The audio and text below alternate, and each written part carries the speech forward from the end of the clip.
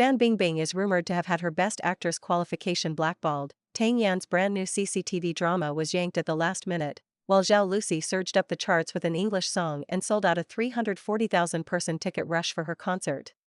Some are set up, some are silenced, some break through. 3 women, 3 fates, revealing the real survival rules of China's entertainment industry. Don't miss the next drop, subscribe and hit the bell.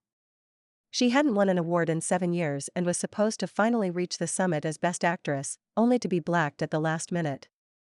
She, despite a clear comeback in acting and a primetime CCTV slot ready to go, saw her series pulled the night before broadcast. And the other one? Without saying anything, she suddenly started singing, brand new English single, international producers, instant chart topper, and then announced a solo concert, with the entire venue sold out. 3 names, 3 destinies, Fan Bingbing, Tang, Zhao Lucy. Some were set up, some were muted, some broke the game. Coincidentally, in the very same week, they became the 3 sharpest mirrors of China's entertainment scene. Fan Bingbing, after 7 years returning to the international stage, her film Mother Earth allegedly missed Best Actress by 1 vote, amid rumors of jury infighting. Tang, a new CCTV series pulled at the last minute, collateral damage from a leaked audio scandal. Zhao Lucy, with zero preheating, released an English single that hit #1 on QQ Music in 3 hours, then announced a November 8 concert in Chengdu, Remembrance's Face, with 340,000 fans crashing the ticket server. This isn't coincidence. It's a snapshot of an entire industry. While some remain blacklisted and others choose silence, Zhao Lucy has already learned, if you can't break the rules, go around them. Today we'll start with Fan Bingbing's Tokyo Mystery, move to Tang Yan's Silent Pull, and end with Zhao Lucy's breakout concert. The 3 stories link together into a true contemporary scene, under censorship and fear, how are actresses supposed to live? Fan Bingbing's injustice, who stole her Best Actress? Let's rewind to the Tokyo International Film Festival. Fan Bingbing went with Mother Earth. She plays a rural Malaysian woman, farming, learning multiple dialects, essentially destroying glamour, to go all in on acting. The Best Actress award went to 2 Japanese actresses. If she simply lost, there'd be nothing to say, competition is competition. But the oddities came in the leaks before and after the awards. After the ceremony, an image circulated online claiming to be internal jury voting. It showed 3 rounds. In round 1, Spring Tree's actress by Baiha was eliminated.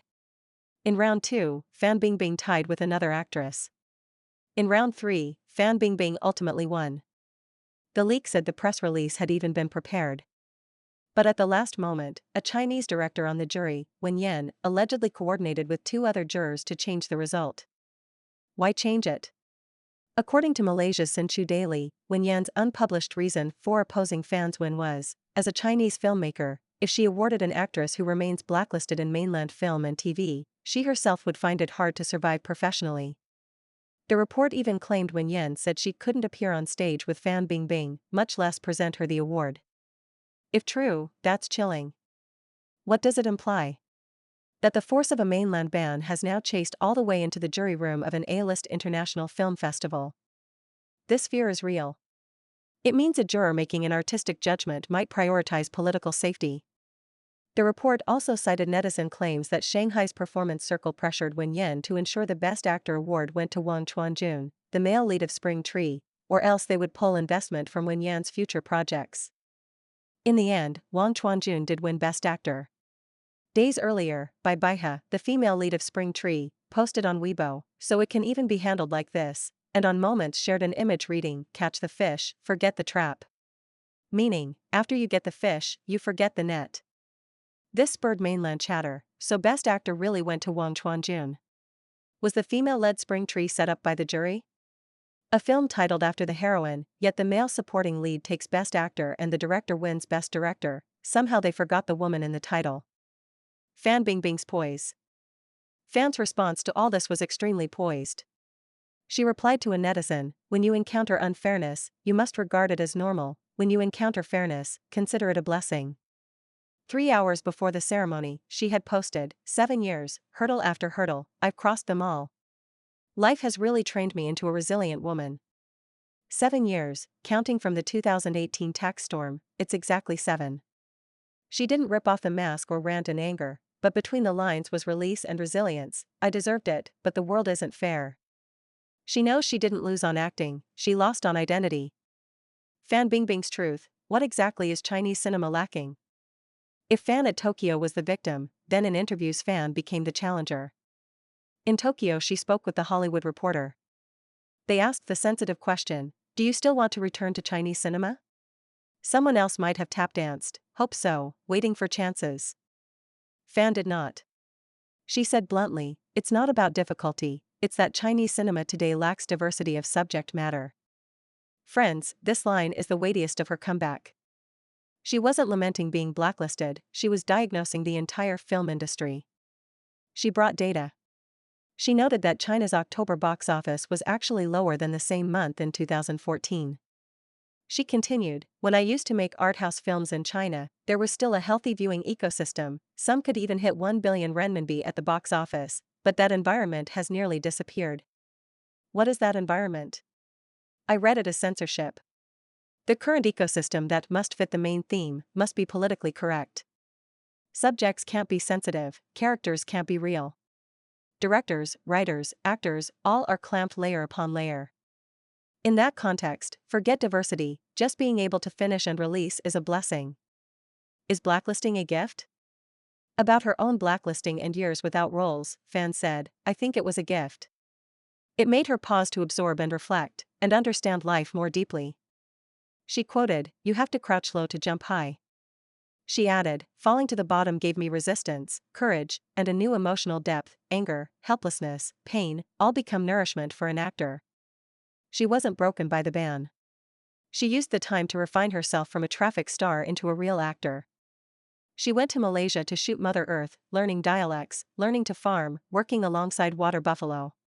She went to Japan to shoot a new film, 80% in Japanese, learning a new language. Her actions say, if you won't give me opportunities, I'll create them. If you won't let me play safe, I'll play real.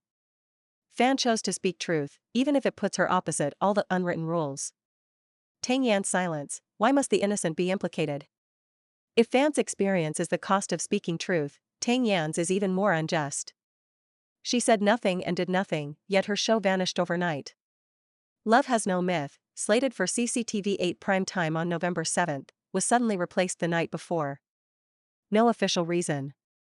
But all the clues online point to one thing: Wong Kar-wai's audio leaks. What's in those recordings?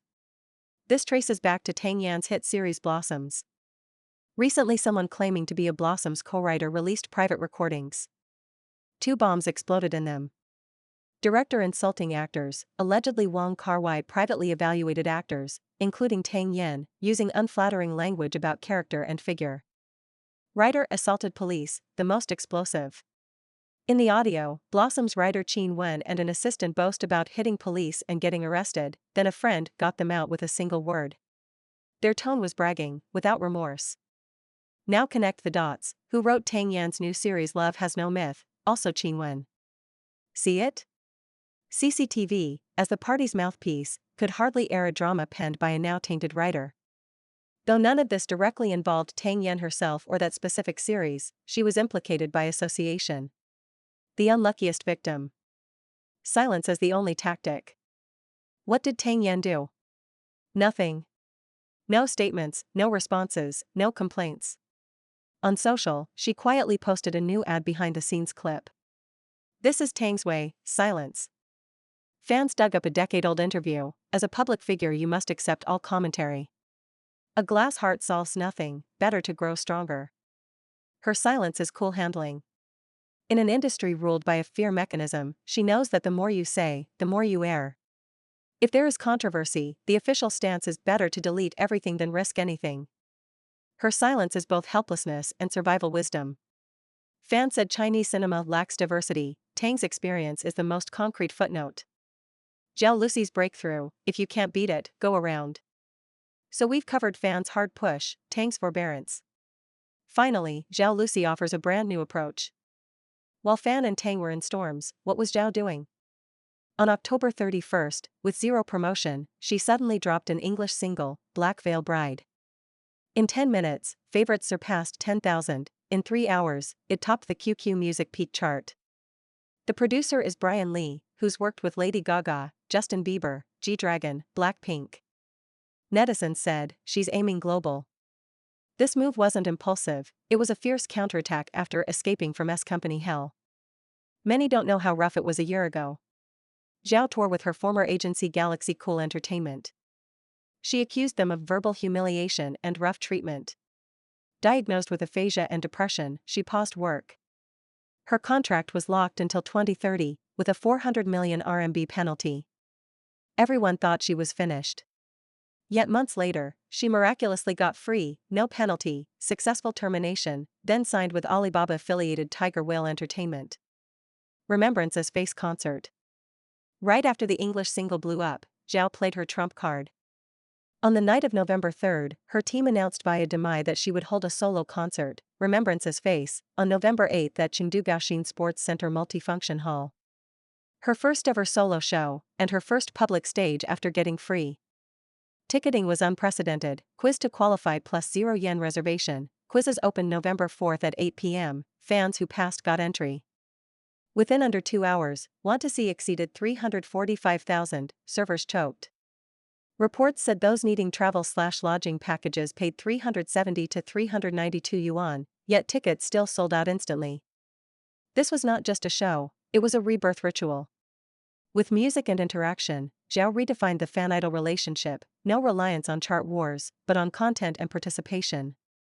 Netizens said, she used music to slice through the entertainment winter. Traffic is leverage. How did she pull it off? We don't know all details, but we know her biggest ace, traffic. At her toughest moment, her series Grant Me Radiance premiered and exploded past 2 billion views. Her 230 looks in the drama were dubbed a fashion textbook, everything she wore trended, with overwhelming commercial pull. This ability to carry a platform is her leverage. Go around the system, go global.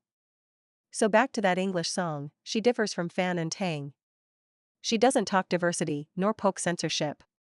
She doesn't rely on silence. She chooses to go around. With an international team and English lyrics, she uses her traffic and market to pry open global resources. No grandstanding in interviews, she lets content and data tell the story. Young Chinese actresses can choose their own direction. Her way is breakthrough. 3 ways to live, 1 era's echo. We went from Fan Bingbing to Tang Yan to Zhao Lucy. Fan summed them up. Fan is the phoenix reborn from fire, choosing to speak truth, turning the pain of falling into nourishment. Tang is the white lotus in a storm, choosing silence, enduring with strength.